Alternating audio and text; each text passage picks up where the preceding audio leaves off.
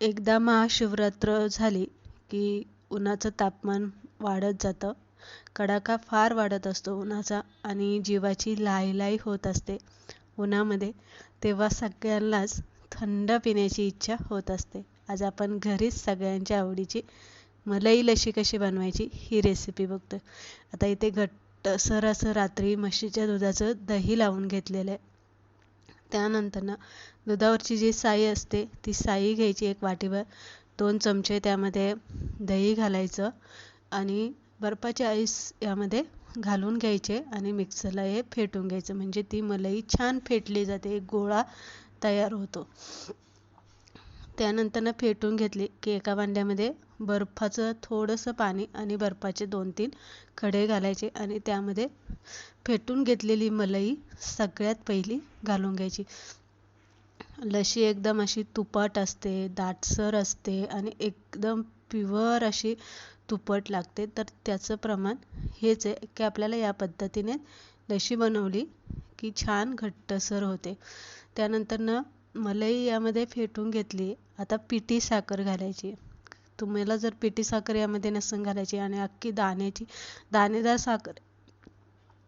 साखर यामध्ये घालायची असेल तर तुम्ही घालू शकता. पण पिठी साखर घातली की पटकन विरघळली जाते. पिठी साखरेला पाणी अजिबात सुटत नाही, त्यामुळे लशी पातळ होत नाही.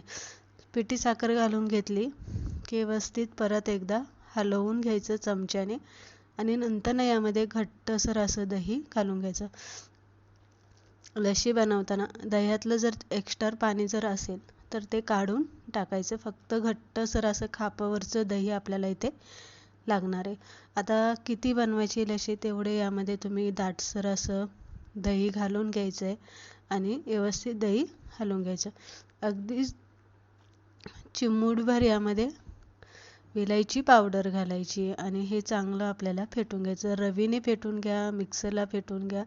मिक्सरला फेटून घेण्यापेक्षा रवीलाच असं फेटून घ्या, म्हणजे जरासं दाणेदार लशी छान लागते. एकदम प्लेन लशीपेक्षा दाणेदार लशी चांगली लागते. थोडंसं टेस्ट करून बघा, गोड किती आहे, आंबट किती, त्यानुसार परत साखरेचं प्रमाण तुम्ही इथे वाढवू शकता. तर इथे बघू शकता छान अशी दाणेदार आपली लशी बनवून झालेली आहे. परत एकदा मी चांगली हलवून घेतलेले.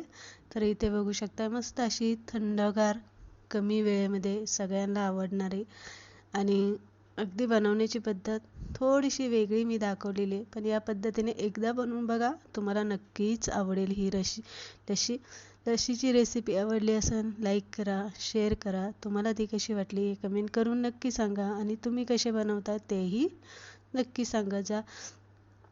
आता इथे मी मिक्सरला ठेवलं होतं, जी आपण मलाई फेटून घेतली होती ती थोडीशी अशी घट्टसर झालेली मी फ्रीजला ठेवल्यामुळे 2 चमचे आपल्याला यामध्ये घालून घ्यायची तुमच्या आवडीनुसार. छान अशी आपली मलाईदार अशी बनून तयार झालेली आहे. परत एकदा अशाच उन्हाळ्याविषयक थंडगार रेसिपी बरोबर भेटूया. तोपर्यंत मस्त तुम्ही ही लशी पीत राहा, मीही पिते.